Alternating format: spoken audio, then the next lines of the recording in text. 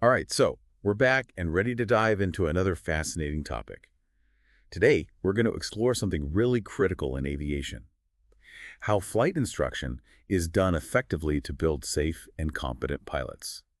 As someone who values really understanding things thoroughly and quickly, like I know you do, I think you'll appreciate what we uncover about the methods behind training pilots. Yeah, absolutely. For this session, we'll be focusing primarily on the FAA's Aviation Instructor's Handbook, especially the chapter on techniques of flight instruction.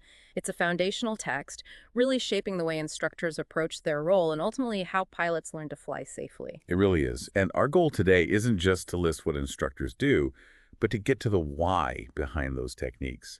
What does it all tell us about the overall commitment to safety that runs through the entire process of aviation training? Right, getting into the philosophy behind it. Well, we have to start with the basic definition of safety.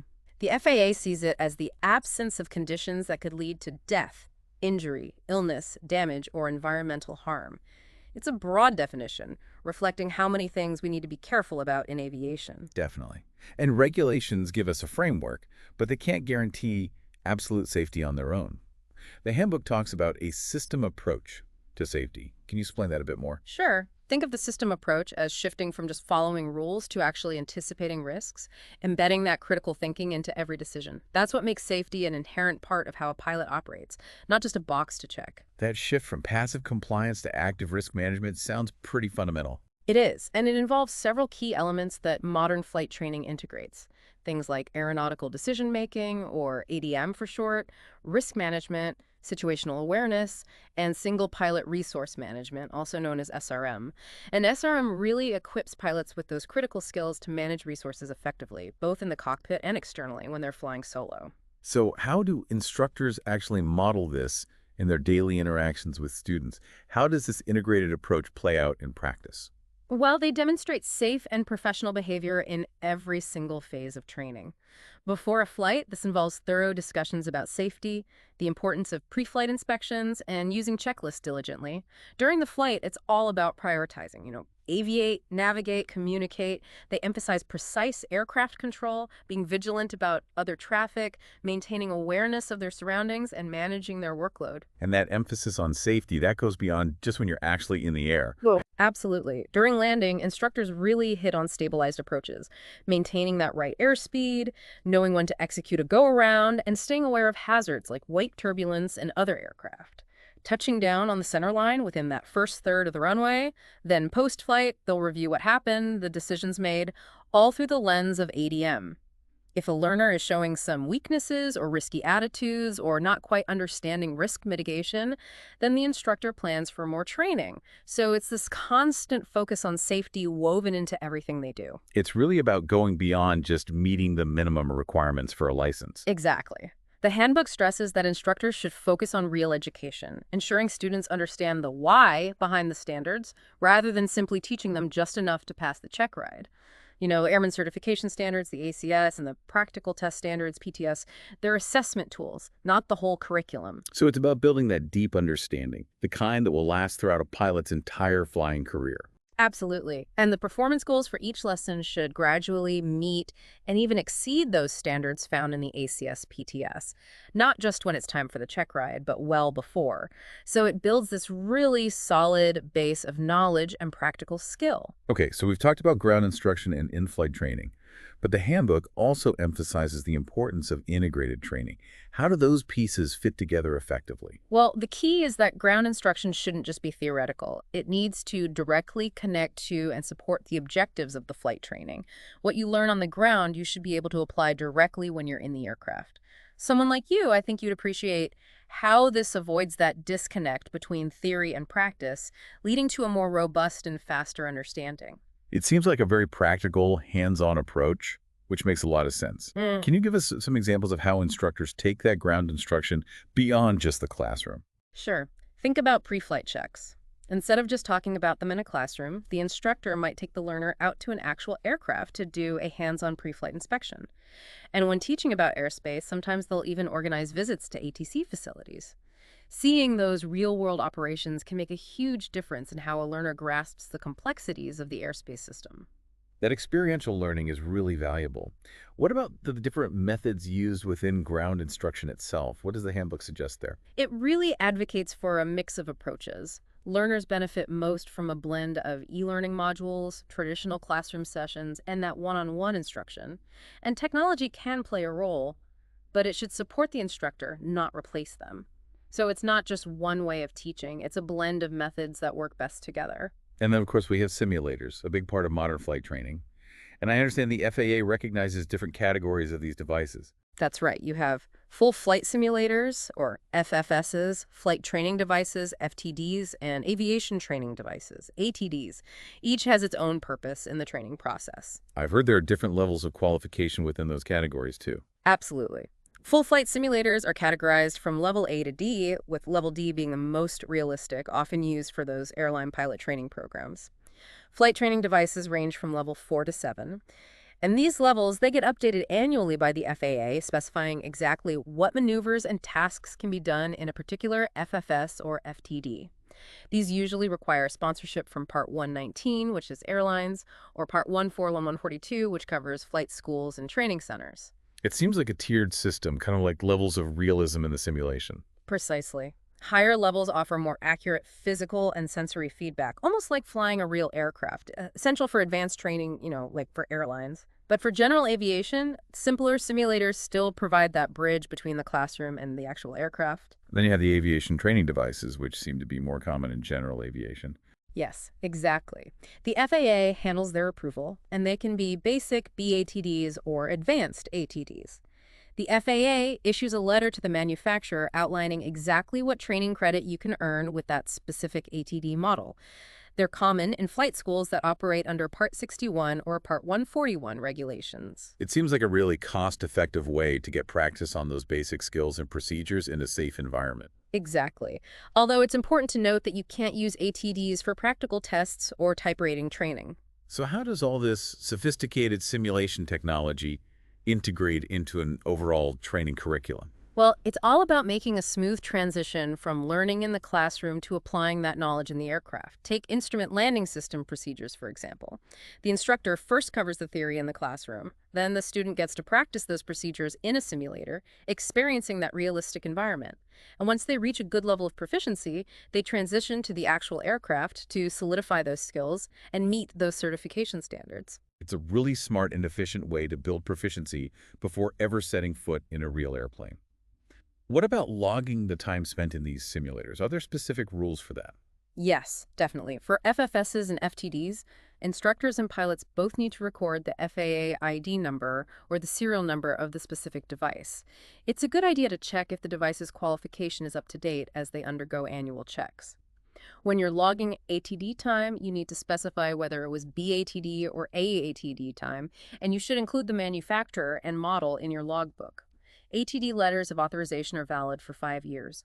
Although the regulations have limits on how much simulator time can count towards certain certificates, there's no restriction on the total amount you can log. In fact, the FAA really encourages using simulators until you've reached a high level of comfort with certain tasks before actually trying them in the aircraft. Makes sense.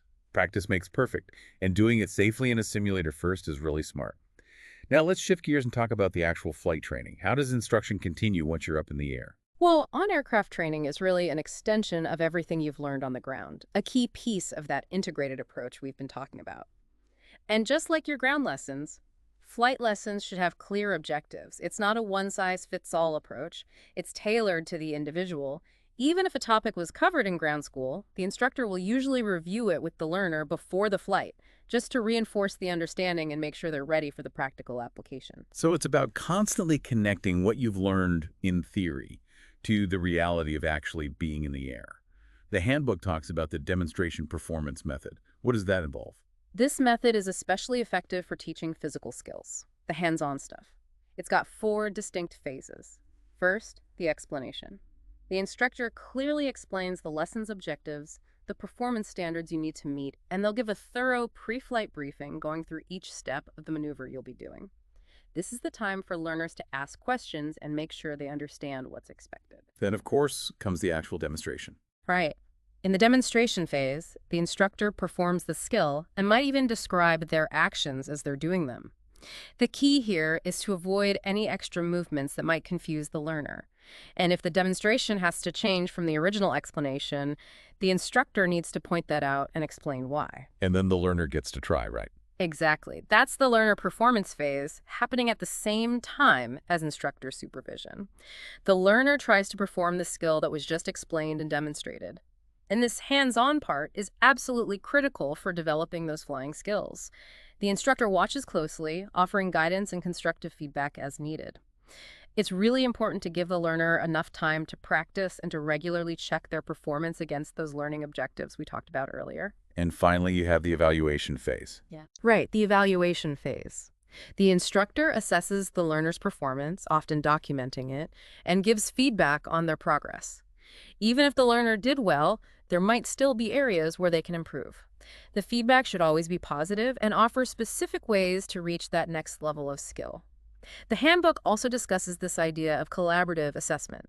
Basically, it means the learner actively takes part in evaluating their own performance, which is often used in scenario-based training.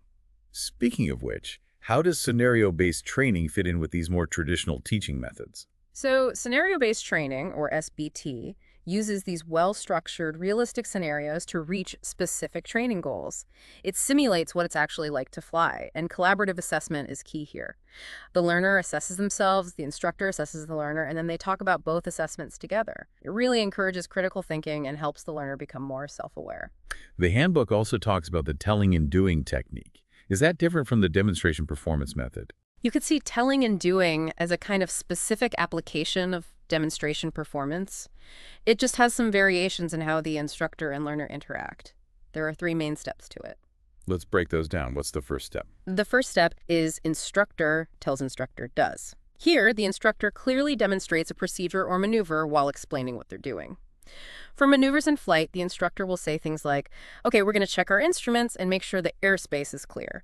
I'm adding a bit of power, gently turning the aircraft, and using back pressure on the yoke to keep our altitude. Notice how I'm using coordinated rudder. Remember, the ailerons control our roll rate and bank angle. I'm neutralizing the ailerons now and trimming the aircraft as needed. To level out, I'm going to start turning back about halfway through our bank angle, using coordinated aileron and rudder again. As we come level, I'm releasing the back pressure so we have neutral controls when we're straight and level. Then I'll reduce power and trim to make sure we're stable. That's a really clear way to explain and demonstrate the process simultaneously. And then what happens in the second step? That's where the roles switch. The second step is learner tells instructor does. Now the learner gets to teach. They verbally guide the instructor through the procedure while the instructor is actually flying the aircraft. This is super valuable because it forces the learner to think about each step without the pressure of actually controlling the aircraft. It's like a mental rehearsal before the real thing. Exactly, and it lets the instructor see how well the learner understands everything. Okay, that makes a lot of sense. What about the final step in this technique? The final step is where it all comes together. It's learner tells learner does. The learner now performs the maneuver while explaining what they're doing, and this really helps them focus and engage both mentally and physically. The instructor observes, listening to the learner's explanations to understand if any errors are from misunderstanding or just needing more practice with the physical skill. This step not only teaches the specific maneuver, but also helps the learner develop a self-teaching process. That step-by-step approach is really effective. Now, going back to safety, which is always the top priority, the handbook highlights some critical procedures that instructors need to instill. One of them is the positive exchange of flight controls. Why is that so crucial? Well, sadly, there have been accidents because of a lack of clarity about who's actually flying the plane, especially between learners and instructors. Having a standard way to transfer and acknowledge control right from the beginning helps build this lifelong habit of clear communication. So what's the recommended procedure for this exchange of controls? It's a 3-step process that's pretty much the standard. When the instructor wants the learner to take control, they say, you have the flight controls. The learner acknowledges by saying, I have the flight controls, and visually confirms they have the controls. It's the same when the learner wants to give control back to the instructor, only the roles are reversed. And the instructor always needs to be ready to take over if needed, announcing clearly, I have the flight controls. There should never be any confusion about who is flying the plane. Absolutely. Clear communication is key. And the handbook also talks about the sterile cockpit rule. I know it's common in airlines, but it seems relevant to all flying. Right. While the sterile cockpit rule started with airline operations, you can find it in 14 CFR Part 121.542. The principle behind it applies to everyone, including general aviation training. Basically, flight crew members can't do anything that's not essential during critical phases of flight, like taxiing, takeoff, landing, or anything below 10,000 feet, except for cruise flight. So what are non-essential activities exactly? It's anything that could distract the pilot from flying the plane, like eating, reading something unrelated to the flight, or casual conversations. This rule came about because of accidents where the crew was distracted during those crucial moments. Flight instructors have to teach this to their students and also model this sterile cockpit behavior themselves. It really underscores how dangerous distractions in the cockpit can be. Exactly. NTSB data shows that a lot of stall spin accidents happen when the pilot's attention is pulled away from flying. Ironically, practicing stalls and spins in a controlled environment with an instructor is actually much safer statistically than an accidental stall caused by a distraction. So training pilots to handle distractions is crucial. It is. Instructors will intentionally introduce distractions during training flights to help learners develop that ability to divide their attention while maintaining control and staying aware. They might ask the learner to locate something on a chart, find an item, do a quick calculation, or respond to a simulated ATC instruction while they're doing a maneuver. Sounds like a good way to get them used to multitasking in a safe environment. It is, and it's also important to teach learners how to assert themselves as the pilot in command. They need to know how to communicate clearly to passengers or even examiners during a test if they feel like something is distracting them. Safety always comes first. Now, switching gears a bit, let's talk about developing those fundamental flying skills. The handbook talks about integrated flight instruction. What's the idea behind that? So, integrated flight instruction means teaching learners to fly using both outside visual references and flight instruments right from the start. Yeah. The point is, the control inputs you use are the same whether you're looking outside or at your instruments. It sounds like it's about creating that connection between what you see and what you feel the plane doing. Exactly. And it helps build those good habits early on. Things like consistently checking your instruments, getting a feel for the aircraft, knowing when it's out of trim, recognizing an unusual attitude. Pilots who are trained this way tend to have better control overall, especially when landing. They're better at navigating, and they're just generally more competent pilots. That makes sense. It's like building a more solid foundation from the start. Right. And the safety record of instrument-rated pilots, it really backs this up. Becoming proficient with instrument reference also makes you a more efficient pilot, especially in complex aircraft where precise control is really important. Integrated flight instruction also gives you a bit of a safety margin if you suddenly lose visual references. It doesn't mean you're qualified to fly in bad weather, but it can help you maintain control in those unexpected situations. Right. Now, another absolutely critical skill is see and avoid. How do instructors emphasize that throughout training? From day one, instructors make sure that learners develop that habit of constantly scanning for other aircraft. If they think it's the instructor's job to avoid collisions, they won't develop that vigilance. Any tendency to start a maneuver without checking for traffic needs to be corrected right away. Yeah. And, studies on mid-air collisions have shown some interesting patterns. Well, a good number of these incidents involve flight instructors, often during recreational flights in good weather near non-towered airports at low altitudes and across pilots with various levels of experience. So it really hits home that you always have to be vigilant. It's critical to learn and practice the rules in 14 CFR Part 91, Section 91.113, the right-of-way rules for visual flight. See and avoid is essential whether you're flying VFR or IFR. It's a continuous thing. It really does underscore that complacency can be dangerous, even for experienced pilots. Now, throughout this whole process, assessment is obviously a big part of it. How do instructors evaluate a learner's progress and give them useful feedback? Assessment is absolutely essential to figure out how a learner is doing. Good assessment provides feedback that the learner can actually use, to see where they need to improve and gives them specific guidance on how to get better. It shouldn't just be a grade. It should be a way to help them grow. So how does that work in practice? What methods are used? Well, instructors use a lot of different methods to assess both knowledge and flying skills. They'll do verbal reviews, those collaborative assessments where the learner is involved in the evaluation, written tests, and flight tests where specific maneuvers are graded against the standards. An assessment can also be a chance to reteach something. If the instructor sees that the learner is struggling, they can explain it again, demonstrate the correct technique, let the learner practice, and then reevaluate. And how is the assessment done specifically for flying skills? It's mostly based on those established standards for each maneuver. But it's important to remember that those standards need to be adjusted to the learner's experience and where they are in their training. The focus should be on how well they've mastered the basic elements of the maneuver, not just the overall outcome. Right, it's about building those foundational skills.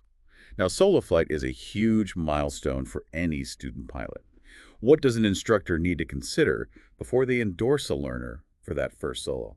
It's a big responsibility. The instructor has to be absolutely sure that the learner is qualified and can consistently perform all those basic flight tasks they'll need for the solo flight. They need to be proficient in all the maneuvers, and it has to be consistent. So it's not just about doing it once, it's about showing that you can do it reliably. Exactly. And after every flight, especially the first solo, the instructor should do a thorough debriefing. It's good practice to take notes during the flight so they can cover everything in the debrief, the good and the bad. Scenario-based training often uses a collaborative approach to assessment where the learner gets involved in evaluating themselves. It seems like a much more active way of learning and improving. It is. For the first solo flight, the instructor will be there at the airport to answer questions and deal with anything unexpected. They'll think about the time of day to make things easier for the learner, like less traffic or better wind conditions. And they'll usually have a radio so they can communicate with the learner if needed. That first solo flight is such a special moment in a pilot's journey. What about mistakes? Learners are bound to make them during training. How should instructors handle those to make it a learning experience? The handbook advises instructors to resist that urge to immediately take over when a learner makes a mistake. Of course, within safe limits. It's often much better for learning to let the learner experience the natural consequences of a small error, as long as it's safe, and then guide them to figure out how to fix it. This kind of problem solving can be really powerful. It also shows them that the aircraft is inherently stable. It gives them that confidence to work through things. Right. But it's also important for instructors to make sure learners really understand the principles behind those maneuvers. To check this understanding, they might ask the learner to perform variations or combine the maneuver with other procedures. If the learner truly gets it, they should be able to adapt and perform those variations correctly. So it's not just about memorizing steps, it's about understanding the why. Now, we've talked a lot about the instructor's role. They have a huge responsibility, especially when it comes to solo flights and recommending someone for their check ride. Absolutely. The flight instructor is the one who decides if a learner is ready to fly solo. They're the ones who have to see that consistent demonstration of those essential maneuvers before giving that endorsement. They also need to teach learners how to handle common challenges, like changes in traffic patterns or crosswinds during takeoff or landing.